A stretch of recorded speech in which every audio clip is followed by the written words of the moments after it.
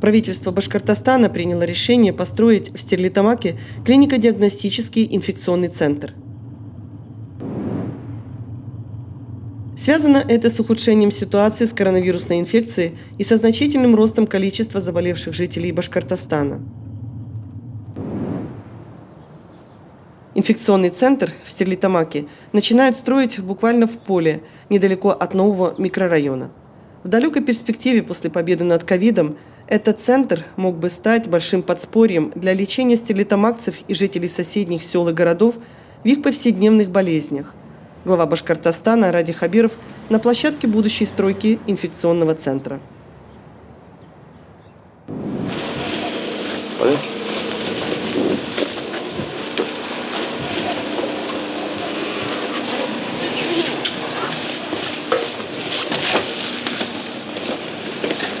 Где-то мы это проходили, да? Да. Ага. Живем. Здесь такой общий эскиз взяли мы. За основу тот проект, который у нас уже реализован, это инфекционный центр Зубова, Уфимский район. Единственное, что с учетом эксплуатации, с учетом пожеланий врачей и с учетом больше перспектив дальнейшей эксплуатации объекта, решили добавить помещение для принятия родов и оказания медицинской помощи пациентам, находящихся в беременности, хирургический блок и сделать приемно-диагностическое отделение для полноценной правильной диагностики и функционирования. И по рекомендации Министерства здравоохранения, чтобы была помощь оказывалась комплексная как взрослому, так и детскому населению, вакцинное отделение чисто для детей. С учетом дальнейшего развития инфекционной службы в соответствии с предполагаемым сейчас проектом развития и предусмотреть финансирование именно федеральных средств, планирую построить здесь бак-лабораторию, чтобы потом в проекте мы будем включать, чтобы получить и софинансирование от федерального центра. Сколько здесь, на сколько человек? Здесь мы рассчитываем 70 боксов. То же самое, что боксы, которые находятся у нас лечебные, до 4 человек максимально, реанимация 2-3 человека. То есть суммарно здесь получается 300 человек. 300 человек, да? Да. В настоящий момент в Стерлитамаке развернут инфекционный госпиталь на 200 коек. Хватает? В Салавате Нет, уже перебор у нас там 200 с лишним. Да, в Салавате на 120 коек, в Ишимбае на 30, увеличим до 60. То есть на этот куст тогда мы будем действительно планировать, если 300 койко-мест именно таких боксированных с учетом всех требований санитарно-эпидемических норм, медицинские боксы, рекомендации Министерства здравоохранения и опыт экспертов как российских, так и зарубежных. То есть это будет востребовано и в дальнейшем, даже после окончания пандемии, здесь у нас на территории города Стерлитамак находится инфекционная больница. Она будет нас эксплуатировать в дальнейшем под комбинированное оказание помощи. Плюс здесь район развивающийся, можем тогда пересмотреть, с учетом того, что это боксы из таких модульных конструкций, может пересмотреть просто под многопрофильную больницу, с учетом того, что у нас уже есть отделение реанимации и хирургический блок с центральным стабилизационным отделением, то есть можно использовать как филиал обычной городской больницы. Это если инфекции уйдут, да, как говорится. А уйдут ли они? По мнению экспертов, скорее всего, нет, то что ситуация с коронавирусной инфекцией, вот сейчас мы смотрим на так называемую вторую волну, сегодня в Российской Федерации опять идет прирост больше, чем вчера, за 12 тысяч ежедневно прирост идет, поэтому мы рассчитываем, что работать в больнице будем, я думаю, что до середины следующего года это точно. В таком режиме. А что здесь вот предполагается? Здесь, вот. У нас здесь вот предполагается здесь парковая зона. Здесь парковая, сюда идут дальше МКД. Здесь, с той стороны, там тоже у нас, вот, в принципе, здесь МКД, но здесь можем посадить мы малоэтажки или там хаузы, или частный сектор. Вот здесь вот у нас микрорайон Радужный. Я говорю, вот мне лет на 5 сегодня. И все, и граница у меня заканчивается. Да, вот так вот даже. регионе. А там что? Вот А там? там дальше боевые земли Стерлитамакского района уже, да? А здесь, в этом районе, который застроен, у нас предусмотрено строительство поликлиники на 450 Напротив школы я показывал тогда. посещение мест. Школа уже вот здесь, да, мы проехали, вот здесь школа, да. А вот это все МКД будет, да, здесь? МКД? Вот здесь, Леонид Федорович, здесь у нас овраг сейчас идет, здесь у нас парковую зону мы планируем, вот, а вот после оврага там как раз МКД у нас. А границы ваши вот уже вон там, да? Да, все уже, ну практически вот там ЛЭП идет, там уже все.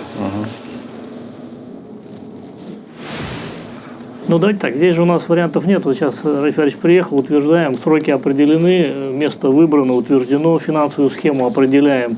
Она в любом случае нам дает возможность построить в эти сроки, так? Вот, и других вариантов нет. Как Рафик Федорович в прошлый раз определил, 15 декабря здесь должен первый пациент зайти в инфекционный госпиталь. Иначе смысла нету, потому что мы потом уходим в Новый год, там всевозможные задержки и прочее, и мы еще, боюсь, что очень нуждаться будем. Опять же, дорожную карту мы подготовили, как раз с учетом вашего поручения, что 15 декабря все было готово, расписали, всеми заинтересованными сторонами подписали, Минздрав, город. А медики внятную картину дали, что они хотят, то есть понимание есть, да? Ну, ТЗ, скажем так, в первоначальном виде есть, но, как я понимаю, все равно еще будет дорабатываться. Значит, сегодня мы дорабатываем с потенциальными партнерами, чтобы оборудование было действительно поставлено к началу декабря и было пущено в эксплуатацию. Поэтому сейчас насчет компьютерного томографа уже прояснились, какая модель, какая там будет функциональная мощность. В том числе и по остальным. Уже по ЦСО готово, в лаборатории готово. Заканчиваем пара отделений роддома и хирургии, а по остальным с проектировщиками мы там хотим поменять чуть-чуть ширину, чтобы было более удобно нам выруливать в коридоры в этом плане. Но у нас вот эти все замечания, которые в прошлый раз мы, когда с Рафиком Федоровичем прошли по Зубову инфекционному госпиталю, учтены, да? Да. То есть в каждом коридоре у нас появляется женский мужской туалет, да? Да. И вот Клизменная, так называемая, да? клизменная, да. И вот там, где переодеваются, да? Да, мы там немножко расширяем и количество санпускников уменьшаем, тем самым внутри увеличим помещение для хозяйственных нужд и уменьшаем количество инженерных сетей. Чтобы мы поняли, что нам надо только два здесь, а в середине это просто не эксплуатируется в том должном объеме. Тем самым можно удешевить проект, и нам функциональное помещение С поставщиками вы уже начали вести переговоры? Ну, панели, металлоконструкции, там всего. Начали уже Мы вести? не просто начали с ними вести, мы заканчиваем раздел КМД, планируем его завершить в начале недели. С медиками сейчас, в данный момент, и вчера, и завтра работа ведется в офисе. Сразу с поставщиками мы планировки отчерчиваем и привязываем их сразу к оборудованию. И все это в проекте будет выходить уже. Значит, вот медицинская мебель, строительные материалы, стараться максимально нашего республиканское, правильно, да? Все поставщики только республиканские, нет ни московских, никого, коллег, чтобы даже те налоговые базы, которые будет, чтобы она... Все, что производится в Башкортостане, берем из этого. То, что не производится в Башкортостане, вот, понятно, тогда уже... А вот, Максим Васильевич, нам на оборудование туда же и компьютер-томограф надо ставить, Да, правильно? мы здесь посмотрели, сейчас в наличии есть компьютерный томограф, который мы вот оснащали и Шимбай, 8-ю больницу, Бирсоват. Это 80-средний томограф с хорошей программой, легкие и голова, как раз вот для этих целей. Он стоит у нас около там, 65 миллионов. То есть это дешевле, чем поставили в Зубову. Ну, Зубу там 128. большой, там на 128. Да, чуть подешевле. Ну, функционально полностью будет перекрывать все задачи, которые будут стоять перед госпиталем. И тем самым даже немножко мы удешевляем. Ну, то есть вы нас не подведете, да, я так понимаю, стены, там, полы, потолки ребята сделают, коммуникацию сделают. чтобы Уже потом- с медицинской Я вот, мебелью переговорили, они уже начинают производство, даже вот так уже пошел. Поэтому здесь еженедельно будем проводить здесь совещания, да, я еженедельно буду приезжать и в субботу, чтобы не отдыхали, а работали. А у вас вот под дневной график когда будет готов?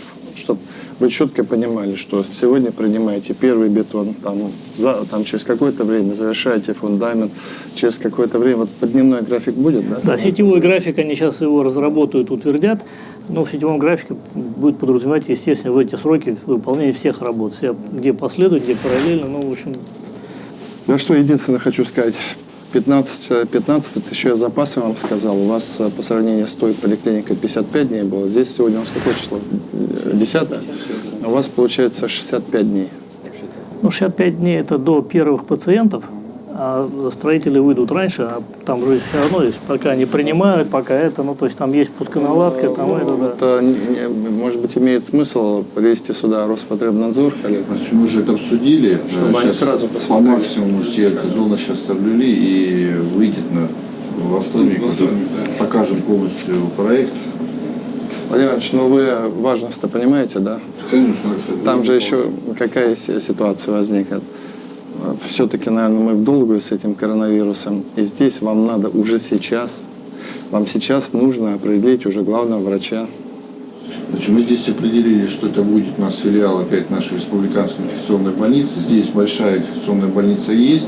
Пока будем определяться с кандидатурой, у нас есть и главный врач госпиталя, который будет курировать всю эту медицину. Неважно, как его назовете, но должен быть человек, который здесь главный будет, да? И командовать, чтобы он уже с момента, как начинает бетон лить, он уже ходил, смотрел. Мы сейчас нашли хозяйственника, кто будет инженерную часть смотреть и по аналогии. Самое главное, чтобы к 15-му, вот у вас 2 месяца есть, чтобы вы начали с врачами разговор. Это очень сложно, их нету. Здесь Надо сейчас уже кого-то приглашать. И, Владимир Иванович, надо резервы города открывать, какие-то есть, нет найти. Ну и, соответственно, квартирный фонд нам давать. Уже начали, да? Начали, да? Да, Потому что начали. вы людей сюда можете привлечь, вот здесь хорошие дома, симпатичные. Вот квартиры им давайте там, и пусть... Сейчас мы уже резервный фонд уже смотрим. Я вот вам обоим это говорю, это ваша совместная задача, Максим Васильевич, и ваша, потому что, ну, все-таки врачей сюда надо, конечно. То, что мы одно общежитие, да, оставили, точно мы одно оставляем? Но здесь у нас по количеству персонала, который будет работать. А помнишь, мы обсуждали, что одно нужно общежитие для врачей, а второе для медперсонала, да? Потому что сейчас у нас зубы, 2 для Мы медперсонала. готовы, если... А видели, да, Рафаэльевич, там даже увеличили количество коек, они поставили, то есть им не хватает там зубов. 2 зубы, да, там у нас на 3 человека было. Да, они там 4-ю еще туда. Да, лишним не бывает. Мне кажется, надо сразу 2 ставить. Но сейчас мы так там на 40 мест или на сколько нам? У нас оно на 38 мест в штатном режиме и на 70 в режиме Если уплотнения. можно, мы готовы тогда еще одно здание, если нам построят. Вы мне скажите, вы уже сегодня работаете, выходные так работают, вам сейчас каждый день важен? У нас абсолютно все дни рабочие. Мы за вчерашний день, первый день входа на площадку, сделали уже временные дороги, завезли плиты, сформировали. На мы проехали дороги. Это за один день. Вот вы хотите на эти плиты ставить, да? Нет, это плиты мы будем использовать для установки крановых механизмов и перемещений. И там, где будем работать с канализацией. Поэтому пока сухо, полностью запас просто уже начали формировать. Там, когда вы коллектив собьете, примерно костяк коллектива, надо их собрать и на пару дней отправить в Уфу, в Зубово, чтобы они там прошли практику, походили, как это работает, чтобы они уже понимали, куда они зайдут. Ладно, Значит, у нас обмен опытом идет, и здесь довольно хорошо работает городская больница номер 2. То есть там будет определенный костяк, который будет здесь именно работать. Хорошо. По фасадам, Андрей Иванович, у нас фасады все понятные, да? По сути, да, мы остаемся в той же самой концепции. Единственное, что учитывая опыт и предполагаемую проблематику, то есть мы сделаем все-таки входные группы с козырьками на каждый бокс. Вот. Козырьки лишними не будут, согласен. Да, и смонтируем систему снегозадержания по нашим кровлям, которые имеют недостаточный уклон для быстрого схода снега. Ну и сразу вот эти вопросы, которые потом дорешивали, да, подсветки и все остальное, сразу закладываете. Подсветку закладываем, сейчас да, сразу? обсуждаем, сейчас обсуждаем, то есть, как бы, вот, внутренний логический перенос, то есть, когда, может быть, мы все-таки детское отделение перенесем в 4-й луч. Ну, это чисто. Да, потому что у нас вот здесь чуть-чуть побольше внутренних площадей, и за счет этого мы... Фасады повеселее сделайте, с учетом, что дети роддом. Ладно? А потом, это же отдельная тема, это утверждать будем цветовую гамму. Ну и здесь, опять же, то есть, как бы, вот тогда с внутренней нашей площади, то есть, появляется логика вот этого акцента, то есть, как бы, он выделяет именно детскую историю. Андрей Иванович, есть какие-то? Ну, мне кажется, если так, у нас финансовая схема понятна, юридическая, здесь у нас все решено. Значит, с подрядчиком, с заказчиком вопросы решены. Значит, тех задания под проект, да, практически завершено. Да. У нас оно подписано и корректировка может быть. У города понимание есть. Остается вопрос, по сути, только по дороге. Но он как технический вопрос в работе, да, мы его должны сделать за это время здесь дорогу. Вот добавляется. Напомните сегодняшним там, поручением гострансу сюда, чтобы выехал и изыскал резервы и тоже. Вообще погоду-то смотрели, что у нас с погодой? Неделя-то хотя бы будет, чтобы хоть в грязи. Неделя есть. Вам бы вот эту неделю, конечно, хотя бы, вот, ну, я не знаю, в течение недели сможете начать бетон принимать? Постараемся. Мы сегодня перевозим технику, потому что нам сначала нужно было сформировать охрану и периметр. Техника тяжелая на тралах уже сюда движется. То есть срезку грунта начнем сегодня. А дальше, ну, думаю, что бетон возможно принять через неделю. Первый. Ну да, вы бы уже на бетон стали бы, уже все чистенько было. 14 декабря мы ВКС отсюда проведем. Да. Вообще, Владимир Ильич, вот вам как-то, Андрей Геннадьевич в это тогда погружался, он практически этим, вам тоже надо погружаться. Это не шутки на самом деле. Не шутки почему? Не бог весь какой объект, там 14 тысяч квадратных метров. Рост идет. Очень серьезный рост идет. Очень. Мы-то там держимся какое-то время, а если сейчас еще газанет это все, и, значит, волна пойдет, я не знаю, что будем делать. Еще один этаж открываем, мы тоже у себя. Да, похоже. Вот мы всю эту неделю, следующую, будем все открывать закутки все наши, что у нас есть. А потом в какой-то момент стабилизируем, ну вот, и будем надеяться, что вот это подойдет. Это подойдет уже немножко.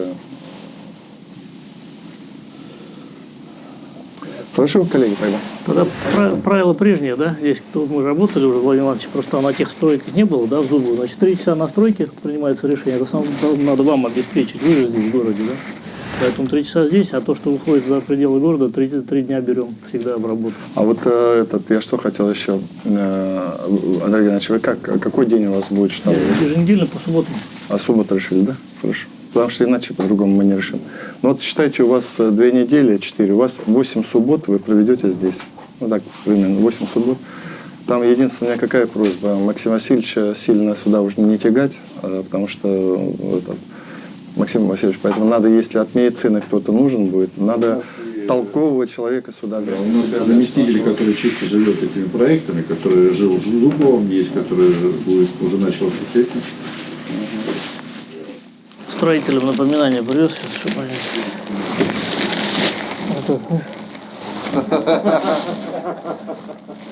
Так что вот угол туда. Вот будет вот там стоять у вас, чтобы вы не забыли. Что счет идут на минуты.